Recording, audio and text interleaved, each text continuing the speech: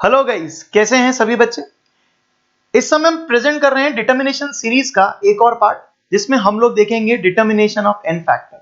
बहुत सारी redox reactions ऐसी होती हैं, नॉन रिडॉक्स रिएक्शंस होती हैं। आप मोल कॉन्सेप्ट पढ़ते हो, इक्विवेलेंट कॉन्सेप्ट पढ़ते हो, वहां पर एन फैक्टर निकालने की जरूरत पड़ती है और ये चीज 11th और 12th क्लास दोनों के क्वेश्चंस में यूज आती है।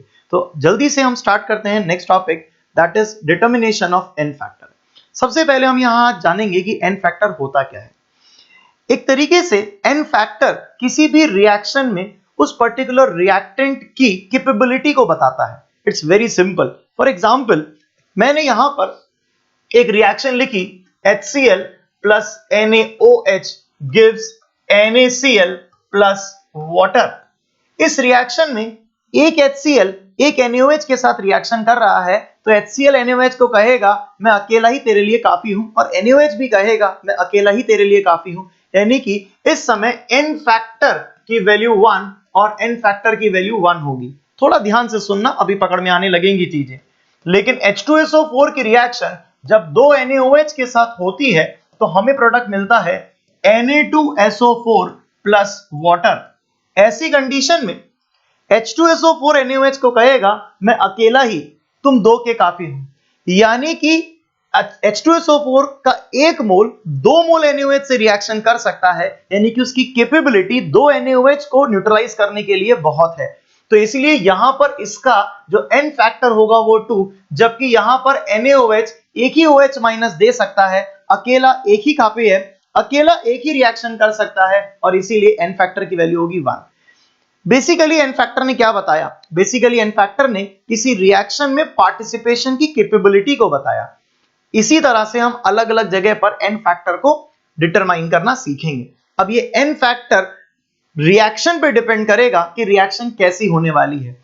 ऑफ कोर्स, अगर मैं आपको H2SO4 बोलता हूं तो आपके दिमाग में आता है एसिड। तो अगर मैं H2SO4 का आपसे एन फैक्टर पूछूंगा तो आपके दिमाग में एज एन एसिड आंसर आएगा, दैट इज 2H+ वो दे सकता है, तो एन फैक्टर की वैल्यू 1 होगी। लेकिन H2SO4 एक रेडॉक्स रिएक्शन भी दिखा सकता है, but this is relatively rare in general theories. तो इसीलिए H2SO4 as a oxidising agent जब काम करता है तो उसका एन फैक्टर कुछ और होगा, लेकिन अगर जनरली पूछा जाए तो हम वो नहीं बोलेंगे। तो हम क्या करने जा रहे हैं, हम जनरल एन फैक्टर डिटरमाइन करना सीख रहे हैं। जब हम जनरल एन फैक्टर डिटरमाइन करना सीख जाएंगे, फिर हम रिएक्शन के बेसिस पे एन फैक्टर को सीखेंगे। तो एग्जैक्टली ऐसे ही देखा जाए तो एन फैक्टर कैसे निकाला जाता है मैं आपको बताने जा रहा हूं। सबसे पहले अगर आप यहां देखें तो हमारे पास पहला नंबर आता है और वो है n factor for acids. Acids के लिए एन फैक्टर क्या है? तो अगर एन फैक्टर की बात करेंगे तो N factor is equal to number of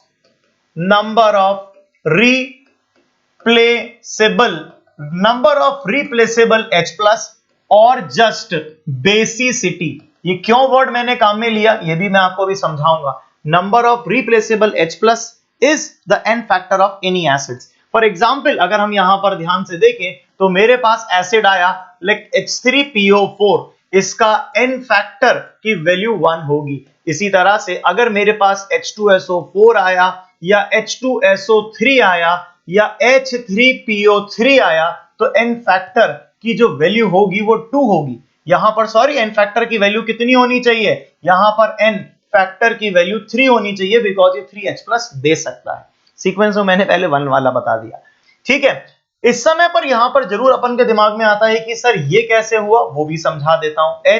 H और OH, यहां पर P double bond H OH और OH, यहां पर P double bond OH OH और OH, ये 3H+ दे सकता है, इसलिए इसका एन फैक्टर 3। ये 2 दे सकता है तो एन फैक्टर 2। ये एक ही H+ दे सकता है ऑक्सीजन से लगा हुआ, तो इसका एन फैक्टर 1। तो हमने अभी H3PO3 लिखा, ये वाला एन फैक्टर इज 2।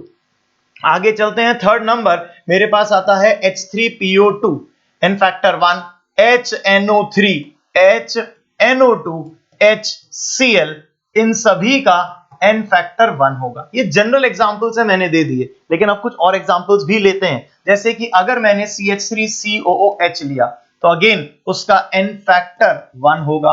मैंने H2CO3 ले लिया तो एन फैक्टर 2 होगा।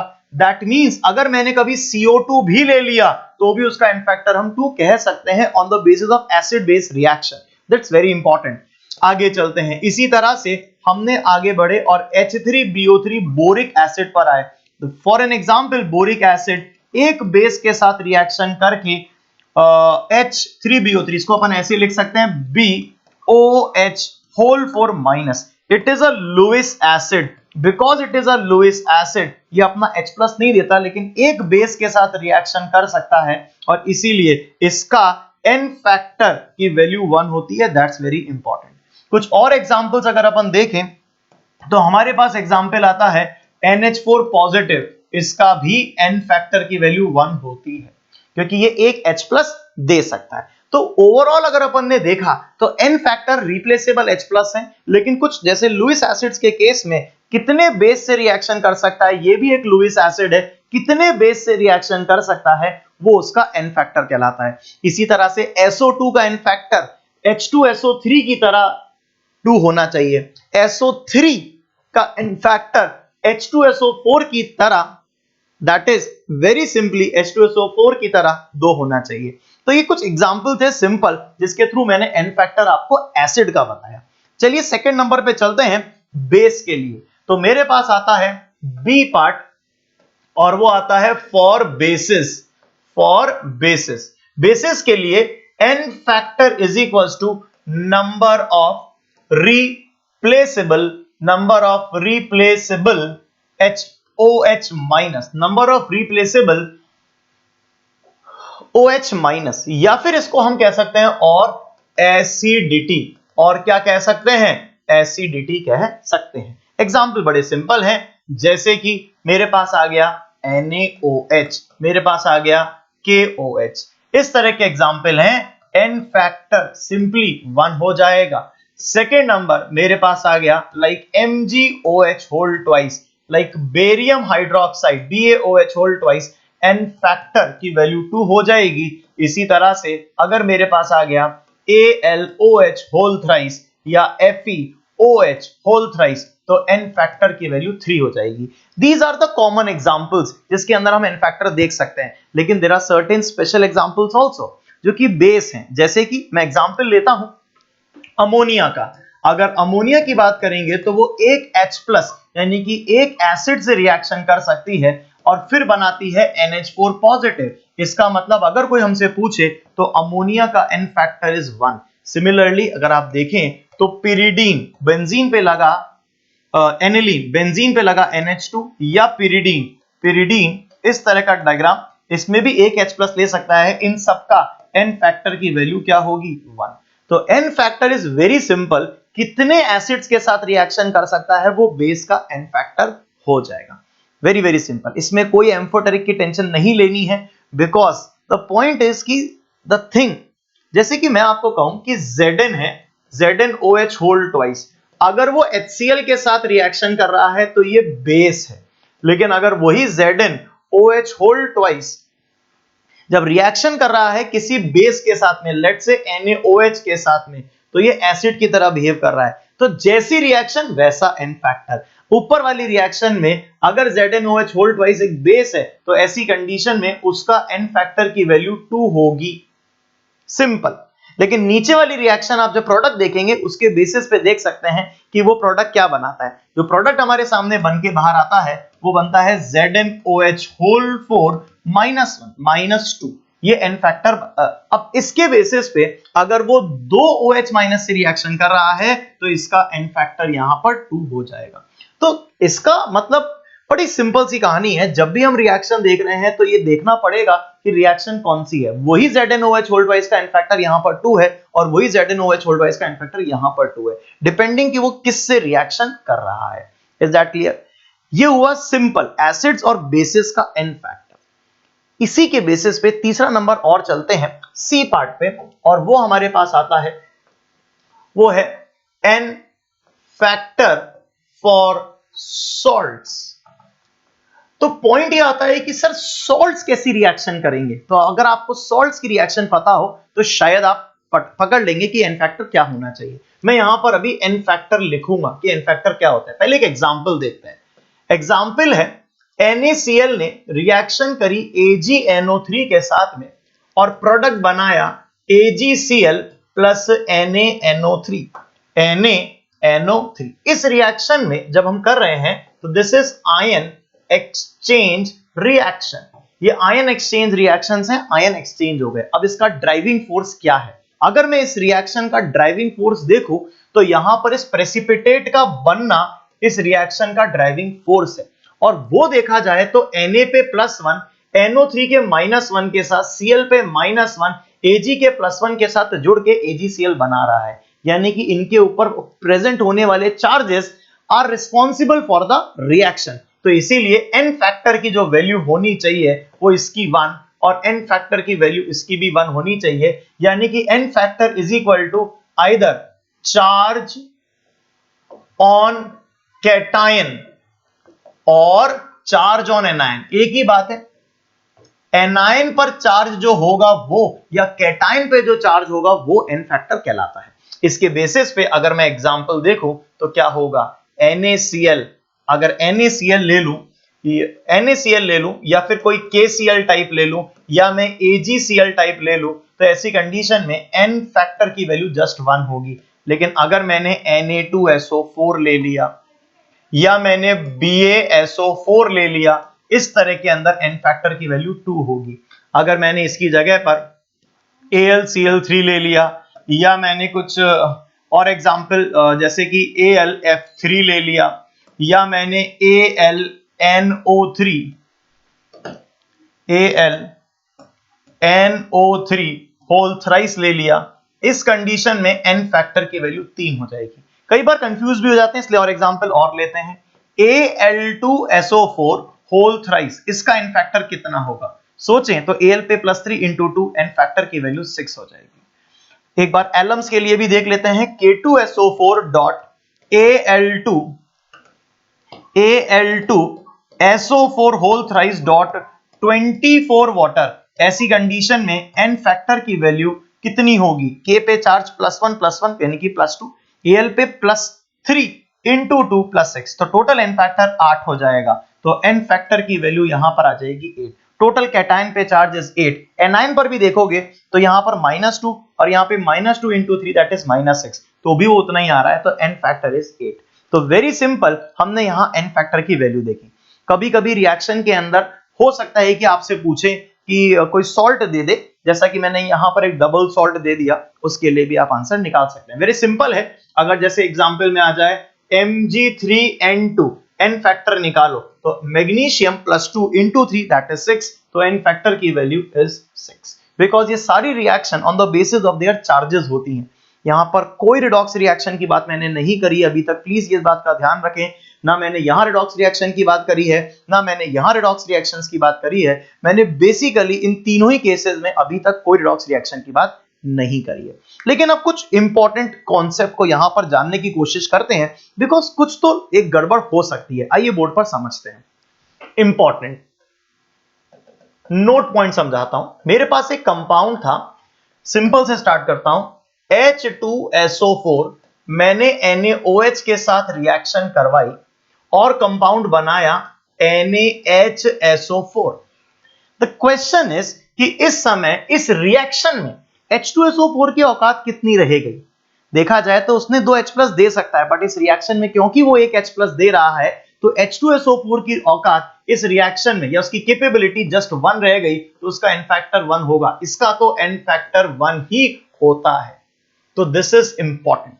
लेकिन अगर वही रिएक्शन मेरे पास आती कि जो हम जनरल कराते हैं कि ट्वाइस ऑफ NaOH से वो रिएक्शन करता और Na2SO4 बनाता, ऐसी कंडीशन में इसका n फैक्टर 2 होता और इसका n फैक्टर तो 1 ही है तभी। This is very important note. तो जैसी रिएक्शन वैसा n फैक्टर। आगे चलते हैं नोट नेक्स्ट पे। नोट नेक्स्ट ऐसा है, ये जो कंपाउंड है मैं इसकी बात करता हूं। यहां पर मेरे पास है NaHSO4, मैं इसकी रिएक्शन NaOH के साथ करवा सकता हूं। This is a salt but it is a acidic salt, because ये बेस के साथ रिएक्शन कर सकता है और प्रोडक्ट बना सकता है Na2SO4 का, और इससे क्लियर होता है कि इसने एक H+ इसको दिया, यानी कि इसकी रिएक्शन इस H के कारण हुई है, एसिड होने के हिसाब से इसकी रिएक्शन हुई है, तो उसी बेसिस पर इसका एन फैक्टर लिखेंगे तो वो एन फैक्टर आ जाएगा 1। लेकिन जहां पर कुछ चीजें समझ में आती हैं, कुछ चीजें कई बार कंफ्यूज भी करती हैं। आइए मैं सिखाता हूं उसके बारे में, आपको बहुत ध्यान से देखना। H3PO4 की रिएक्शन जब मैं NaOH के साथ करवाता हूं और प्रोडक्ट बनाता हूं, इन फैक्ट मैंने यहां पर 2 NaOH के साथ इसकी रिएक्शन कराई है मान लेते हैं, और प्रोडक्ट बनाया तो मैंने बनाया Na2HPO4, Na2HPO4 मैंने प्रोडक्ट बनाया। अब मैंने इसका एन फैक्टर लिखा तो यहां पर 2H ने रिएक्शन करी तो एन फैक्टर 2, इसका एन फैक्टर तो 1 ही होगा। एक सॉल्ट का एन फैक्टर अगर मैं लिखूं तो कैटायन पे चार्ज और एनायन पे चार्ज, तो मैं इसका एन फैक्टर 2 बोलूंगा, because it is a salt. ये क्या है? एक तरह का सॉल्ट है, और अगर ये सॉल्ट है तो N factor is equal to 2, that is charge of cation और the charge of anion. But on the same side अगर मेरे पास ये Na2HPO4 रिएक्शन करता है बेस के साथ, तब ऐसी कंडीशन में it is a acid, acidic salt है ये, और ये बेस के साथ रिएक्शन करता है और प्रोडक्ट बनाएगा Na3PO4, उस समय इसका एन फैक्टर 1 हो जाएगा। तो सोचिए, मैंने आपको स्टार्ट करते वक्त भी कहा था कि रिएक्शन पर डिपेंड करता है। अगर आपसे बोला जाए Na2HPO4 का एन फैक्टर बताओ, तो आप हमेशा आंसर 2 लिख देंगे, because it is a salt. But अगर आपसे बोला जाए इस रिएक्शन में Na2HPO4 का एन फैक्टर बताओ, तो एन फैक्टर की वैल्यू हो जाएगी that is 1। It's very simple. मैंने आपको इस तरह के नोट 1 और नोट 2 से कुछ special cases of n factor भी सिखाए। आई थिंक मेरे ख्याल से ये बात सभी बच्चों को समझ में आ गई है। एग्जैक्टली हम आगे चलते हैं और अब एक और बहुत इंपॉर्टेंट पार्ट को समझने की कोशिश करते हैं कि अगर आयंस डायरेक्ट दे दिए जाएं और एन फैक्टर पूछा जाए तो क्या करेंगे। तो नेक्स्ट नंबर जो मेरे पास आता है सी, डी पार्ट आता है मेरे पास, और वो डी पार्ट है that is an factor for ions. तो सिंपल सी बात है, ऐसी कंडीशन में इक्वल टू चार्ज, वो किसके बराबर होगा? चार्ज के बराबर होगा। ये तो मतलब नहीं कहता तो भी मुझे लगता है आप सभी को पता था। F माइनस हुआ, Cl माइनस हुआ, H माइनस हुआ, इन सभी का n फैक्टर 1 है। इसी तरह से O2 माइनस हुआ, CO3 2 माइनस हुआ, हाँ CO3 2 माइनस हुआ, या सल्फर पे 2 माइनस हुआ, इन सबका n फैक्टर 2 है। वैसे ही अगर मेरे पास फॉस्फेट है, PO4 3 माइनस, नाइट्रोजन पे 3 माइनस, फास्फोरस पे 3 माइनस, इन सभी का n फैक्टर 3 है। कोई भी कैटायन होगा Na+ तो n फैक्टर 1 है। अगर कोई कैटायन है Mg2+ तो n फैक्टर की वैल्यू 2 है। वैसे ही अगर मेरे पास Al3+ है, या मेरे पास कोई भी और कैटायन है, कोई भी 3 कैटायन जैसे कि Fe+3 है, तो ऐसी कंडीशन में उसका n फैक्टर 3 होगा। कोई भी एग्जांपल्स पूछे जा सकते हैं, जैसे कि NH4 पॉजिटिव है तो n फैक्टर की वैल्यू 1 है अगर ये कैटायन की तरह बिहेव कर रहा है, या मैंने अगर बोल दिया कि नाइट्रेट है NO3- है तो n फैक्टर की वैल्यू इज 1। तो आप सिर्फ देखिए चार्ज कितना है, जो चार्ज होगा वही n फैक्टर होगा। तो आयंस के लिए n फैक्टर निकालना आसान है। Done, very very simple, very very simple. I think यहां तक मेरी बात सभी बच्चों को समझ में आ रही है। आगे चलते हैं नेक्स्ट नंबर पे, और वो आता है दैट इज ई पार्ट, और वो है n factor for elements. N factor for elements, elements के लिए एन फैक्टर क्या होता है? तो यहां पर थोड़ा सा एक इशू आता है, लेकिन स्टिल मतलब अधिकतर बच्चे इस पे कोप अप कर जाते हैं। मैं बताता हूं। N factor is equal to valency, valency के बराबर, बिकॉज यही एक जनरल केस है, यही एक जनरल केस है, और आपको बस वही फॉलो करना होता है। यही एक जनरल केस है। फॉर एग्जाम्पल, हाइड्रोजन कितने बॉन्ड बनाता है? एक, तो उसका एन फैक्टर 1 ही होगा। क्लोरीन कितने बॉन्ड बनाता है? एक, तो एन फैक्टर 1 होगा। ऑक्सीजन कितने बॉन्ड बनाता है? 2, तो एन फैक्टर 2 होगा। अगर आपसे बोला जाए नाइट्रोजन कितने बॉन्ड बनाता है, तो 3, एन फैक्टर 3 होगा। अब ये एलिमेंट है तो आपको O2 भी लिख के दे सकता है, Cl2 भी दे सकता है, H2 भी दे सकता है, लेकिन इनका एन फैक्टर इनकी वैलेंसी के बराबर होता है। तो बहुत मुश्किल नहीं है, मुझे लगता है अधिकतर बच्चे सीख जाते हैं। सल्फर, अगर हम सल्फर ले लें तो एन फैक्टर की वैल्यू 2 होगी, फास्फोरस ले लें तो n फैक्टर की वैल्यू 3 होगी। लेकिन मैं जब इसको लिख रहा था तो कहीं ना कहीं मैंने आपको बोला था कि कुछ बच्चे कंफ्यूज हो जाते हैं। वो बच्चे कंफ्यूज क्यों होते हैं वो भी मैं बताता हूं। होता क्या है कि ये वाली चीज पढ़ के हम नेक्स्ट नंबर पे पहुंच जाते हैं और वो आता है कि जब हम रिडॉक्स रिएक्शन करेंगे तब n फैक्टर कैसा होगा। अब हो सकता है कि किसी रिएक्शन में नाइट्रोजन रिएक्शन करे रिडॉक्स, हो सकता है यहां पर भी रिडॉक्स करे, और रिडॉक्स रिएक्शन बहुत सारी हो सकती है। क्लोरीन रिडॉक्स रिएक्शन करे और रिएक्शन बहुत सारी हो सकती है। कुछ एग्जांपल मैं देता हूं। नाइट्रोजन जो है वो हो सकता है NH3 बना ले, हो सकता है वो NO2 माइनस बना ले, हो सकता है वो NO3 माइनस बना ले। अभी वो नाइट्रोजन जीरो ऑक्सीडेशन स्टेट में है, या -3 में आ गया, या +3 में आ गया, या +5 में आ गया। अब ऐसी कंडीशन में इनमें n factor is not according to the valency. N factor is not according to the valency because reaction is not general reaction. Nitrogen की रिएक्शन जनरल नहीं है, वो वैलेंसी वाली रिएक्शन नहीं है, because n factor depends on redox. किस पे depend करेगा? रिडक्शन ऑक्सीडेशन पे डिपेंड करेगा, जो मेरा अगला पार्ट है वो मैं बताता हूं। तो प्लीज ये बात ध्यान रखें, ये एक जनरल केस के लिए है, लेकिन अगर वो जनरल केस नहीं है, स्पेसिफिक कोई अलग तरह की रिएक्शन है, तो ऐसी कंडीशन के अंदर हमें n फैक्टर वैलेंसी के बराबर नहीं करना है। Is that clear? आगे चलते हैं और अब हम मतलब कर तो चुके हैं, फिर भी थोड़ा सा एग्जांपल और ले लेते हैं। रिडॉक्स रिएक्शन से रिलेटेड n फैक्टर कैसे देखेंगे। मैंने आपको नॉन रिडॉक्स रिएक्शन से रिलेटेड हर तरह का n फैक्टर सिखा दिया, रिएक्शन भी लिख दी और समझा भी दिया।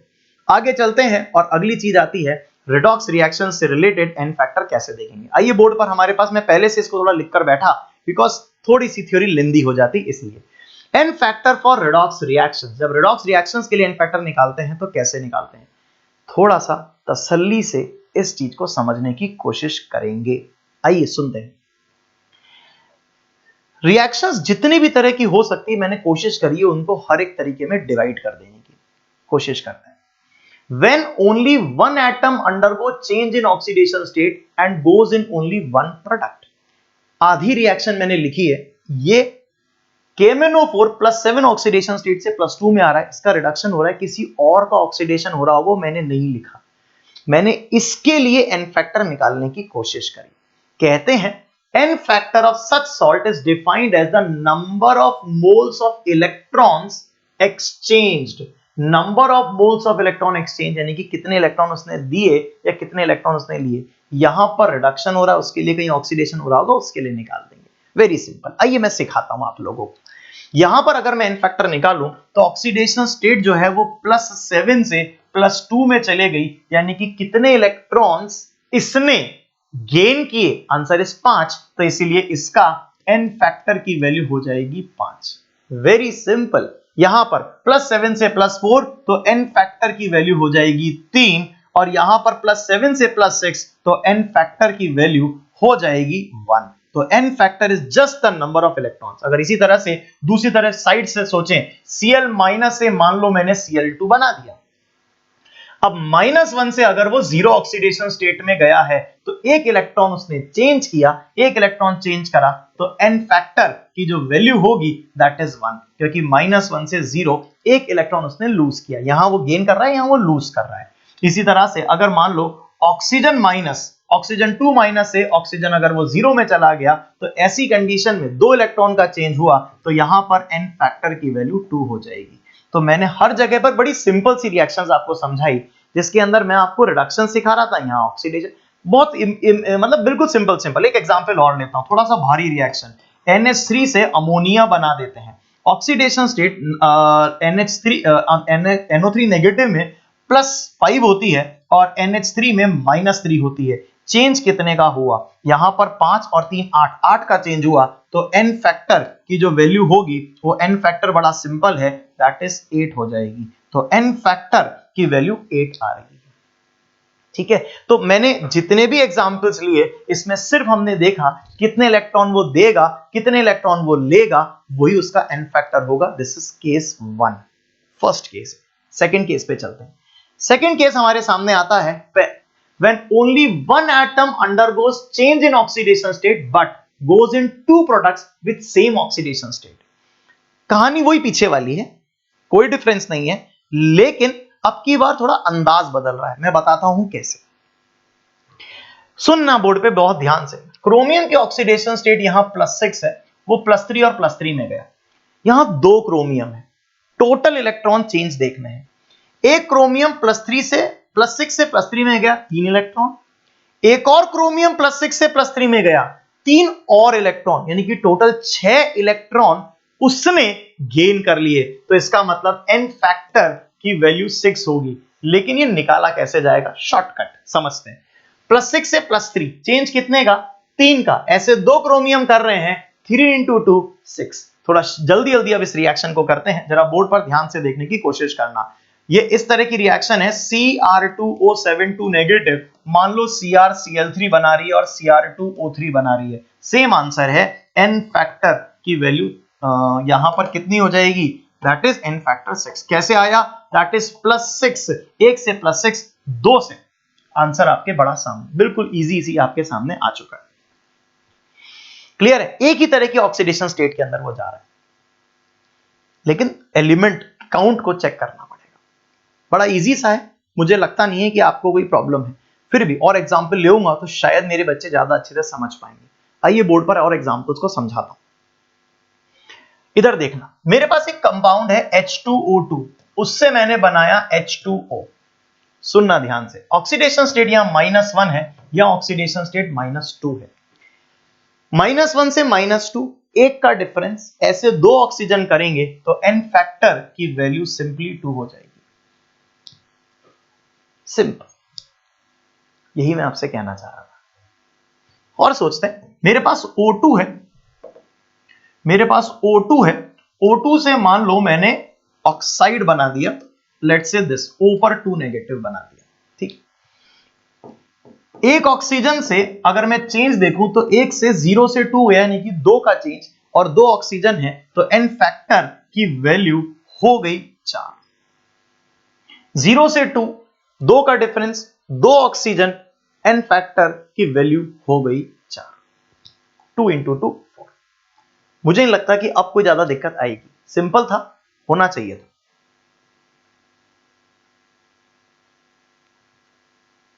और एग्जाम्पल देख लेते हैं, और एग्जाम्पल देख सकते हैं। मेरे पास आता है Mn2O7, Mn2O7 है, उससे हमने बनाया Mn+2, Mn+2 से हमने Mn+2 बनाया। ऑक्सीडेशन स्टेट Mn की +7 से +2 में गई, तो एक +7 से +2 में गया, 5 का डिफरेंस, 2 Mn के लिए 10 का डिफरेंस, तो n फैक्टर की वैल्यू हो गई 10। मुझे लगता है ये वाली बात सबको क्लियर है। n factor is the electron change. पर ये ध्यान रखना कि n फैक्टर इलेक्ट्रॉन जो चेंज हमने किया वो कैसे किया? हमने जितने एटम्स थे उसके लिए किया। अगर रिएक्टेंट साइड में एक ही एटम है, जैसे ये हमने सिंपल किया था, तो बस वो एक के लिए ही निकालना है। अगर यहां पर 2 एटम आएंगे तो 2 के लिए निकालना। बहुत सारे एग्जांपल्स हैं, मुझे लगता है कि आप में से कोई भी बच्चा इसको सॉल्व कर सकता है, प्रोवाइडेड कि थोड़ा सा कॉन्सेप्ट को फॉलो कर। आगे चलते हैं, third number. When only one atom undergoes change in oxidation state but goes in two products with different oxidation state, यानी कि अभी भी देखो +7 से +4 रिडक्शन, +7 से +2 रिडक्शन, लेकिन इसमें अलग अलग ऑक्सीडेशन स्टेट में जा रहा है। मैंने यहां पर 3 एग्जांपल्स लिखे हैं just to show the 3 possibilities. मस्त एग्जांपल है, प्लीज ध्यान से देखना। आइए चला चेक करते हैं। +7 से +4 में गया तो इलेक्ट्रॉन का चेंज 3 का आया, +7 से +2 में गया तो इलेक्ट्रॉन का चेंज 5 का आया, तो टोटल इलेक्ट्रॉन का चेंज 8 का आया। तो ऐसी कंडीशन में हम कह रहे हैं n factor is equals to total electron change, total electron change divided by number of moles. क्यों मेरा बेटा? क्योंकि हम यहां पर एक चीज को बहुत इंपॉर्टेंटली डील करना चाहते हैं, और वो है कि n फैक्टर हमेशा पर मोल निकाला जाता है। अब ये तो 2 के लिए निकाला है हमने, कितनों के लिए निकाला है? 2 के लिए। अगर 2 के लिए निकालेंगे तो 2 का टोटल चेंज 8 का आ रहा है, 7 से 4 3 का चेंज, 7 से 2 5 का चेंज, तो टोटल चेंज कितने का आ रहा है? 8 इलेक्ट्रॉन का, लेकिन वो तो 2 mn का आ रहा है, तो 1 mn का कितना आएगा? तो आंसर इज 8/2, आंसर इज 4। अब इस बात को यहां पे भी लगाते हैं, +7 से इसमें गया, अब समझना, +7 से +2 में गया 5 का चेंज, लेकिन ऐसे 2 इलेक्ट्रॉन का हो रहा है, तो 5 × 2 दैट इज 10। फिर +7 से +4 में गया, एक ही mn का चेंज, तो 7 से 4 में गया 3 का चेंज, तो टोटल चेंज हो गया 13 का, तो n फैक्टर हो गया 13 डिवाइडेड बाय कितने हैं? 3, तो पर मोल के लिए डिवाइड बाय 3, तो आंसर इज 13/3। आगे चलते हैं, इस तरह से +7 से +2 में गया तो ये 5 का चेंज, +7 से +4 में गया वो भी 2 गए, तो 3 का चेंज, 3 का चेंज, तो 3 × 2 दैट इज 6 का चेंज,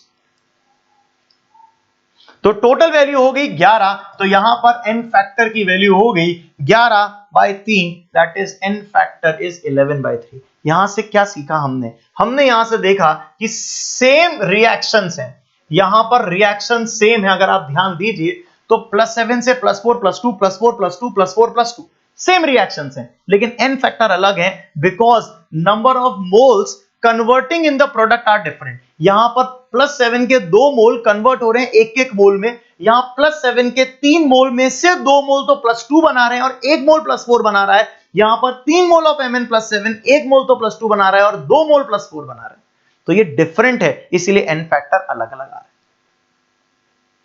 मेरे हिसाब से बहुत इंपॉर्टेंट है, अगर आप इसको सिंसियरली समझेंगे तो। आगे चलते हैं, कभी कभी ऐसा भी हो रहा है, लेकिन इसका मुझे लगता है कि सभी बच्चे निकाल देते हैं।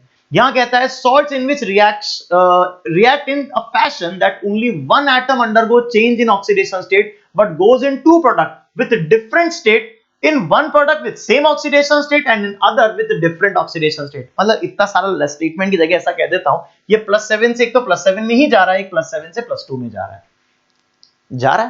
अब मुझे n फैक्टर निकालना है, तो देखो यहां तो चेंज 0 का है और यहां चेंज कितने का है? 5 का चेंज है। यहां पर चेंज कितने का है? 5 का है, तो ओवरऑल चेंज कितने का हो गया? 5 का। कितने mn के लिए? 2 के लिए, तो आंसर n फैक्टर हो गया 5/2। n फैक्टर की वैल्यू कितनी हो गई? 5/2। That's a very considerable and important example. अगला है, इस जगह पर एक एलिमेंट नहीं है, 2 एलिमेंट्स हैं, बड़ी सिंपल सी रिएक्शन है, कॉपर +1 में है, सल्फर -2 में है। कॉपर तो +2 में आ गया है, सल्फर +4 में आ गया है। देखो यहां पर +1 से +2 में आना ऑक्सीडेशन, ठीक, -2 से +4 में आना ये भी ऑक्सीडेशन, बस टोटल लगाना है। चलो चेक करते हैं, +1 से +2 1 का डिफरेंस, 2 कॉपर के लिए 2 का डिफरेंस, तो 1 × 2 ये तो 2 का डिफरेंस आ गया। फिर -2 से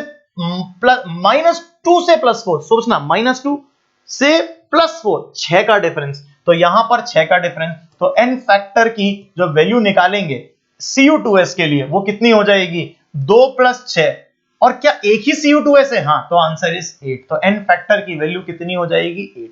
अगर यहां पर अलग अलग नंबर होता तो हम पर मोल निकालते, तो फिर वैल्यू पर मोल आ जाती। सिंपल रिएक्शन, बड़ा सिंपल सा कहानी आनी चाहिए। आगे चलते हैं, इसमें क्या हो रहा है? क्लोरीन +5 से -1 में जा रहा है, ये तो हो रहा है रिड्यूस, +5 से -1 में, जबकि ऑक्सीजन -2 से 0 में जा रहा है, ये हो रहा है ऑक्सीडाइज। तो अब हम क्या करेंगे? ये तो क्लियर है, आप लोगों को पता होगा, नाम है रिएक्शन का रिडॉक्स। रिडॉक्स का मतलब जितना ऑक्सीडेशन उतना रिडक्शन। तो यहां पर ऐसा नहीं करना, अगर आप ऐसे करोगे तो हमेशा आंसर 0 आ जाएगा, क्योंकि जितने इलेक्ट्रॉन लूज होंगे उतने इलेक्ट्रॉन गेन होंगे। ये तो क्लियर है कि number of electron lost is equal to number of electron gain. ये बात तो ऑलवेज ट्रू है, ऑलवेज ट्रू है किसी भी रिडॉक्स रिएक्शन के लिए, तो ये तो देखना मत। तो इसका मतलब आपको n फैक्टर अगर निकालना है तो n फैक्टर कुछ भी ले लो, either number of electron lost से निकाल लो और नंबर ऑफ इलेक्ट्रॉन गेन से निकाल लो। चलिए हम चेक करते हैं, हम इसको चेक करते हैं। यहां पर क्लोरीन जो है वो +5 से Cl-1 में चेंज हो गया, तो चेंज कितने का, +5 -1। तो ऐसी कंडीशन में n फैक्टर की वैल्यू मुझे 6 दिख रही है। इधर से चेक करते हैं, ऑक्सीजन 3 है, -2 ऑक्सीडेशन स्टेट से ऑक्सीजन 2 0 ऑक्सीडेशन स्टेट में जा रहे हैं। चेंज देखा जाए तो -2 से 0 का 2 और टोटल 3 के लिए, तो यहां पर भी n फैक्टर की वैल्यू 6 ही आ रही है। तो इसीलिए इस कंपाउंड का n फैक्टर अगर कोई हमसे पूछे तो n फैक्टर की वैल्यू हम क्या बोलेंगे, 6 ही बोलेंगे। n फैक्टर कितना होगा, 6 ही होगा। चलिए लास्ट पार्ट पे चलते हैं और वो है डिस्प्रपोर्शनेशन रिएक्शन में n फैक्टर। इसमें दो कहानियां हैं, लेकिन अब अगर आप ऑलरेडी सब कुछ समझ चुके हो तो ये भी आपके लिए बहुत इजी हो जाएगा। आइए सिखाता हूं। कहता है कि इसके अंदर डिस्प्रपोर्शनेशन रिएक्शन में अगर n फैक्टर निकालना है तो कैसे निकालेंगे। कहता है disproportionation reaction in which moles of compound getting oxidised and reduce are same. इस समय देखते हैं -1 -2 और 0 ऑक्सीडेशन स्टेट में इसका n फैक्टर अगर हमसे ओवरऑल पूछा जाता है तो आंसर अलग होता है, और n factor individually for oxidation और रिडक्शन पूछा जाता है तो आंसर अलग होता है। तो सबसे पहले मैंने यहां पर आंसर किसके लिए निकाला, दो हिस्से कर लेता हूं, फॉर ऑक्सीडेशन, फॉर रिडक्शन, दो के लिए निकालता हूं। ऑक्सीडेशन का मतलब हो गया H2O कन्वर्ट हो रहा है और O2 बना रहा है। अभी ऑक्सीडेशन स्टेट ये H2O2 है, तो सही लिखा था अपन ने, ये H2O2 है, -1 ऑक्सीडेशन स्टेट से 0 जा रही है। यहां अगर n फैक्टर यहां पर अगर मैं रिएक्शन लिखूं तो रिडक्शन के लिए H2O2 से कन्वर्ट होके H2O बन रहा है, -1 ऑक्सीडेशन स्टेट से -2 ऑक्सीडेशन स्टेट में जा रहा है। आइए इधर n फैक्टर निकालते हैं। n फैक्टर की वैल्यू, n फैक्टर होगा -1 से 0, 1 का चेंज 2 के लिए 2 का चेंज, तो n फैक्टर आ जाएगा 2। इधर देखते हैं, -1 से -2 में जा रहा है, 1 का चेंज 2 के लिए 2 का चेंज, तो n फैक्टर की वैल्यू आ जाएगी 2। वेरी सिंपल, ठीक। लेकिन अगर हमसे इसी जगह पर सेम रिएक्शन वो दे दे कि H2O2 से twice of H2O plus O2 बना रहा है और वो बोल रहा है इसके लिए n फैक्टर निकालो, तो हमें ओवरऑल n फैक्टर निकालना होता है। इसके लिए सिंपल सी बात है, आप अलग अलग n फैक्टर निकालने के बाद में 1/n factor net is equal to 1/n factor of oxidation plus 1/n factor of reduction कर सकते हैं। सिंपल है। ऐसी कंडीशन में n फैक्टर का आंसर आ जाएगा, जब आप सॉल्व करेंगे तो n फैक्टर का आंसर आ जाएगा n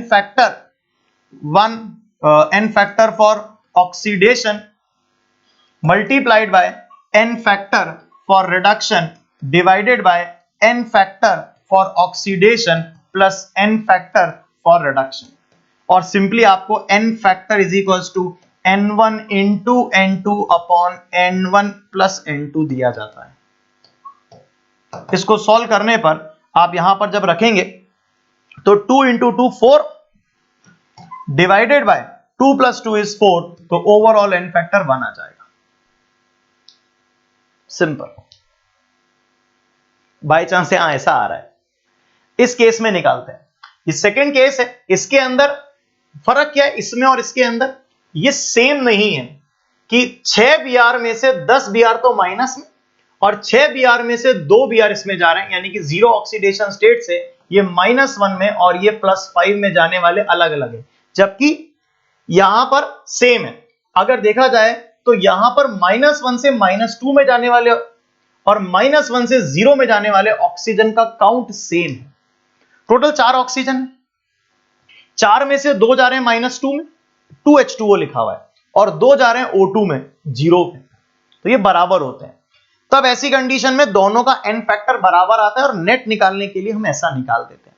लेकिन अगर बराबर नहीं होगा तब भी ये वाली कहानी सेम चलेगी, जो मैंने बताई ये वाली कहानी हमेशा सेम चलेगी। यहां निकालने की कोशिश करते हैं। मैं आपके लिए इस रिएक्शन को 2 हिस्सों में लिख देता हूं। कैसे, यहां मैंने लिख दिया, ये देखो 6 Br का मतलब हो गया टोटल 12, 12 में से 10 इधर जा रहे हैं, यानी कि मैं इस रिएक्शन को दो हिस्सों में लिख देता हूं, 5Br2 converted into Br minus, और कितने 10 Br माइनस, और दूसरी रिएक्शन में लिख देता हूं that is 1Br2 converts into 2BrO3 minus. Oxidation state 0 से गई -1 में, ऑक्सीडेशन स्टेट 0 से गई +5 में। लेट्स चेक, 0 से -1 1 का डिफरेंस, 5 के लिए 5 का डिफरेंस, तो n फैक्टर की वैल्यू आ गई 5। 0 से 1 में 1 का डिफरेंस, 5 के लिए, 5 के लिए नहीं 10 के लिए, 10 के लिए, 10 के लिए वैल्यू कितनी आ गई 10, तो n फैक्टर कितना हो जाएगा 10। इट्स इंपॉर्टेंट, एक Br2 इंटू 5 यानी कि 10 Br, तो 10 Br के लिए n फैक्टर 10। यहां पर चेक करते हैं, 0 से +5 डिफरेंस कितने का 5 का, 2 के लिए कितने का डिफरेंस, दैट इज 10 का। अब आंसर कैसे निकालोगे, यहां पर आंसर कैसे निकालोगे, n फैक्टर का नेट आंसर कैसे निकालोगे, 0 से +5 5 का डिफरेंस, 2 के लिए 10 का डिफरेंस, तो इसका n फैक्टर 10 आ रहा है, इसका n फैक्टर 10 आ रहा है। लेकिन अब यहां तो n फैक्टर को हमने निकाला था तो वहां पर तो इनकी एवरेज वैल्यू आ गई थी, यहां नहीं आएगी क्योंकि ओवरऑल कितने हैं 6 Br2। क्या आएगा आंसर, आप लोग निकाल के देखिए n फैक्टर की वैल्यू कितनी आती है, नेट अगर हम निकालते हैं तो नेट n फैक्टर की वैल्यू कितनी आती है, जल्दी से आंसर दीजिए मुझे।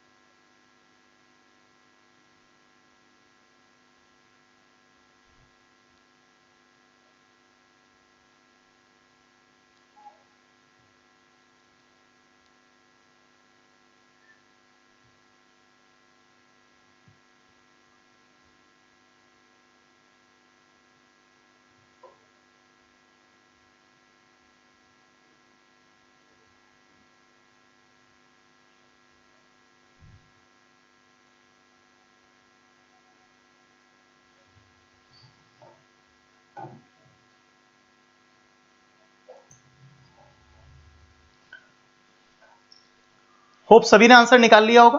देखते हैं इस समय पर अब जब नेट n फैक्टर निकालेंगे तो तरीका वही है, that is n1 into n2 divided by n1 plus n2। लेकिन यहां पर हमसे गलती हो रही है, क्या गलती हो रही है, हमने कहा n फैक्टर पर मोल निकाला जाता है, तो हमने यहां पर क्या देखा कि n फैक्टर 10 क्यों होगा, यहां पर n फैक्टर की वैल्यू 10 तो चेंज है, पर मोल निकालना है तो डिवाइड बाय 5 करेंगे तो यहां n फैक्टर 2 आना चाहिए।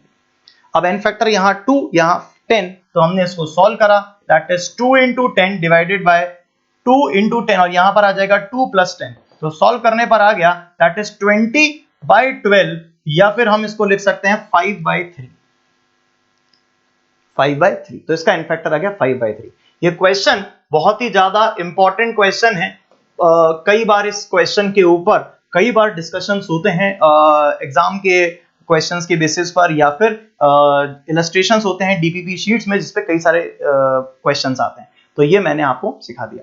तो इस सीरीज के अंदर मैंने आपको ये वाला पॉइंट सिखाया कि n फैक्टर कैसे निकालते हैं। इस सीरीज को फॉलो करते रहिए, इसके अंदर छोटे छोटे टॉपिक्स को मैं कवर अप करता रहूंगा।